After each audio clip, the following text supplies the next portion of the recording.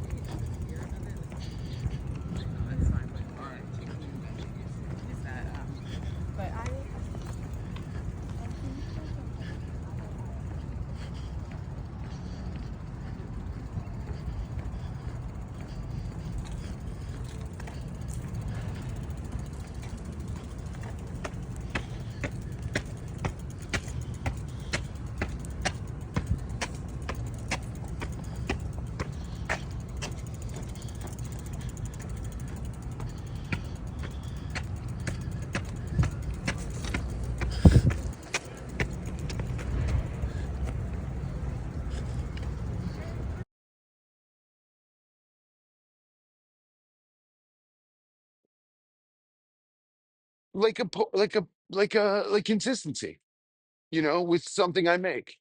I've been drawing a lot more. I kind of have decided that I want to show my art again. I don't know if I talked about that on the last one. A thing, unless I'm 100% invested in the learning of it, I'm more likely to be like, I don't really want to do that. That's why I have no real skill. that's that's why I have no real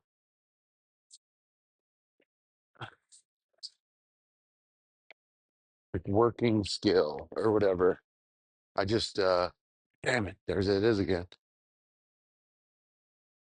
I just try to I learn the base amount of stuff. Okay, here's an example. Drawing, right? I want to take a drawing class, but I don't have the money to give someone to teach me how to do uh colored pencil and shading stuff. I just need to learn how to be a better colorist and shader. I feel a lot of my art looks it looks like I'm trying to put depth in it, but I don't know how. And I watch on YouTube and stuff. Like yesterday, I don't know how to draw a chain. And I watched this thing. I watched or I just Googled how to draw a chain and I figured it out and it was actually pretty easy. So I just started drawing chains on this big piece I'm working on.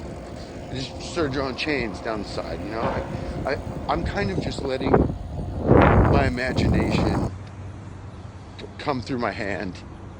I'm letting my imagination come through my hand. I'm letting my imagination blast its jizz through my hand that goes through the pen and blasts its jizz onto the paper. Do you understand? I'm just trying to be like more stream of consciousness kind of when I'm drawing. And some people are like, well, you're just doodling. But also, I don't, nobody's ever said that to me. That's in my own mind. Being like, oh, you're just making a doodle. It's like, okay, sure. I guess, yeah. I guess I am just kind of making a doodle. But isn't that kind of what all of it is? Somebody's doodle that they've attached a deeper meaning to, even when it comes to like Isn't it about the intention? I'm intending to make something that I think is sick. I'm not intending to doodle. I'm not calling it a doodle. But if somebody else is calling it a doodle, I'm not mad at them. I'm like, yeah, I guess. That doodle took me 5.5 hours. You know what I mean? That thing you're calling a doodle, I worked on for a literal year. I have a thing on my iPad um, that I've been drawing for, and I'm not kidding, 11 months. And the end goal is to get it blown up pretty big, and and framed out. I want to build a frame for it, and I want to blow it up pretty big. And yeah, but I don't know what I'm going to do. I don't know what I'm going to do with it, but I'd like to get it maybe screen printed on a canvas or something. But yeah, I don't know what the fuck I'm going to do with it. I love it. It is literally a doodle. It's on the iPad. If you draw a line and you want it to be a straight line, you hold the pencil on the screen and it straightens the line up. So I have all of these kind of perfect half moons, circles, squares, rectangles, like um triangle, these jagged pointed triangle, and with all straight lines going through it, but it's kind of all this little weird 3D charactery work that's just kind of stream of consciousness shit. And it's almost done. I've got like maybe 10 things to draw left on it. And I'm like really I think I'm like coming to the end of the I love it. I hated it for a while, and I there would be months that I wouldn't even fucking look at it. But I want it to be huge. And I took a character out of this big drawing on the iPad. I took a character out of it. I just walked right through a red light. That old man was mad at me. I took a character out of the big drawing and I drew him separately, like pen and ink style. And I'm currently coloring him. I like it. I like it. I like it. I might take another one out of there and kind of put these illustrations of the hand drawn version next to the digitally drawn hand drawn version and kind of stack them together. I really do want to do an art show and show my stuff here soon. I need about realistically, I need about 10 more showable pieces um, that I currently don't have. I mean, I have some, and I've worked on this huge drawing. I started this huge drawing. I haven't worked on it. I have this fucking huge drawing, and I have a couple canvases I haven't done yet. It's just like there's a few things I really want to do, and I think I'm going to. I think I'm going to paint this character as well and put him. I've always liked stuff like this. I don't. The character has no meaning to me. He's like this kind of bald, big sideburny kind of Ren from Ren and Stimpy. Uh, um, Not really samurai, but it looks like he's wearing some sort of weird armor made out of towers or something. And I'm really stoked on it. I'm really stoked on it, and I like the way it looks. And so now I have all these art ideas bouncing around in my head, all these drawing ideas, and I'm one of these people that when I start when I start getting like real creative in drawing, it does make my stand up. better, I think. It makes me a little bit more free form. It gives me a little bit more of an Wait, wait, one edge. more. It makes me go a little bit, it makes me be a little bit yeah, freer. I mean, I was right in saying the word free form before, but the riffs are, I feel a little bit more dialed. I feel like I can engage more. I'm better at We can get performing into to some some negatives. Yeah, we can get into some negatives. I think for a couple 7, 8 months, about 3 months ago, I was kind of going down the road of being kind of really starting to become like a prick and like a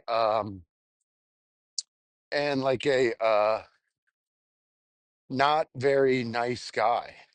Not mean, but I think I was like starting to be, I don't know, yeah, kind of an asshole. Kind of like my delusions for stand up were really delusioning, you know? I was really getting fucking ripped by my delusions, because people